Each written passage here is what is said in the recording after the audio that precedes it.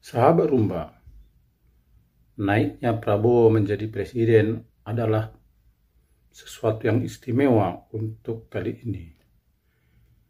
Karena perjalanannya menjadi presiden betul-betul didukung oleh presiden sebelumnya. Berbeda dengan para pendahulunya yang bisa dibilang tidak direstui oleh pendahulu-pendahulu sebelumnya. Yang tidak direstui oleh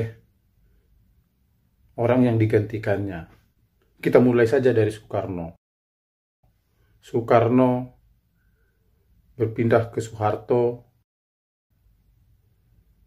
tidak mulus. Soeharto ke Habibie juga tidak bisa dibilang bahwa Soeharto merestui Habibie, karena prosesnya Soeharto terguling, baru digantikan oleh dan diserahkan kepada Habibie. Begitu juga dengan dari Habibie kepada Gus Dur. Walaupun Habibie bisa dibilang tidak punya kepentingan sebagai pribadi, tetapi naiknya Gus Dur setelah ada drama dengan mengalahkan Megawati sebagai orang yang berasal dari partai pemenang pemilu pada tahun 1999 itu. Begitu juga dengan dari Gus Dur ke Mega, karena Gus Dur mendapatkan impeachment dari MPR. Selanjutnya dari Mega ke SBY itu merupakan rivalitas antara Mega dan SBY. SBY yang memenangkan kontestasi pemilihan. Tentu saja Mega tidak sepenuhnya merestui SBY, bahkan tidak merestui SBY, walaupun kenyataannya SBY lah yang terpilih. Begitu juga dengan SBY kepada Jokowi, karena beda partai, tentunya kalau bisa SBY mengharapkan bahwa dari partainya lah pemenang pemilu. Artinya SBY tidak sepenuhnya juga merestui Jokowi, walaupun prosesnya berjalan dengan baik, proses demokrasi itu berjalan dengan baik. Tetapi beda halnya dengan Prabowo yang betul-betul diantar oleh Jokowi menjadi presiden. Presiden sebelumnya Jokowi mengantarkan dan merestui, bahkan sangat senang tentunya dengan terpilihnya Prabowo.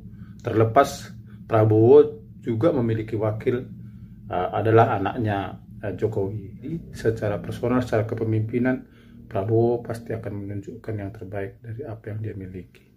Lihat saja komposisi menteri yang akan dilantik.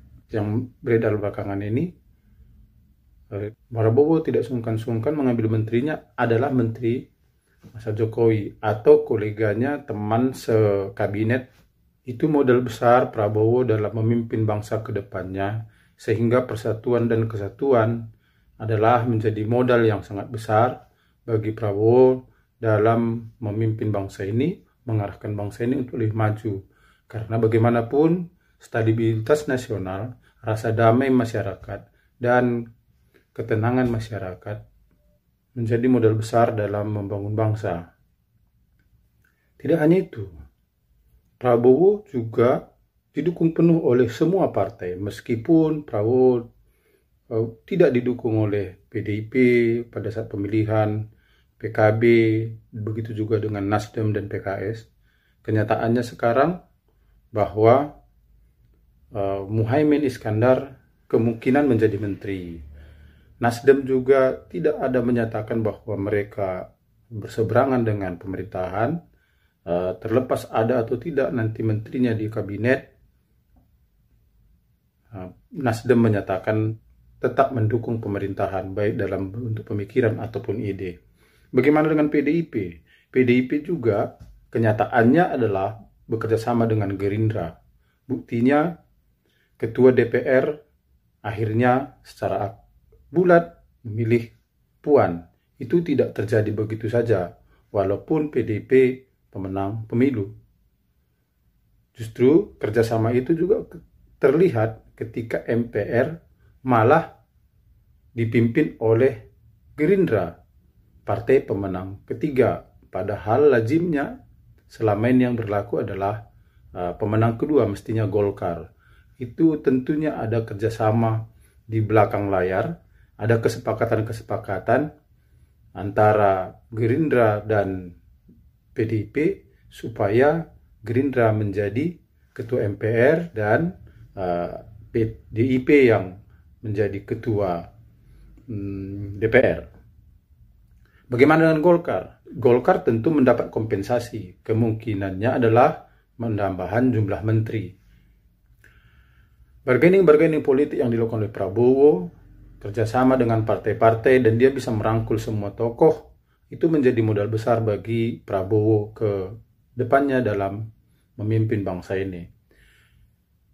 Yang perlu diwaspadai adalah gemuknya menteri, jumlah menteri, itu akan mengakibatkan bengkaknya biaya-biaya operasional dalam kementerian. Tetapi apabila itu dilakukan efektif, maka pembangunan bangsa akan luar biasa. Yang musuh utama bangsa adalah korupsi, karena korupsilah yang menggeronggoti anggaran negara tanpa batas. Tidak bisa diukur, bias.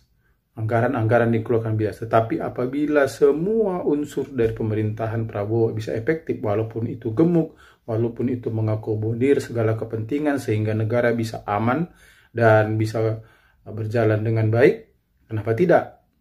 Yang penting perekonomiannya bisa mengimbangi kebutuhan-kebutuhan kementerian. Lagian kementerian-kementerian itu kan pada dasarnya melaksanakan apa yang diinginkan oleh masyarakat.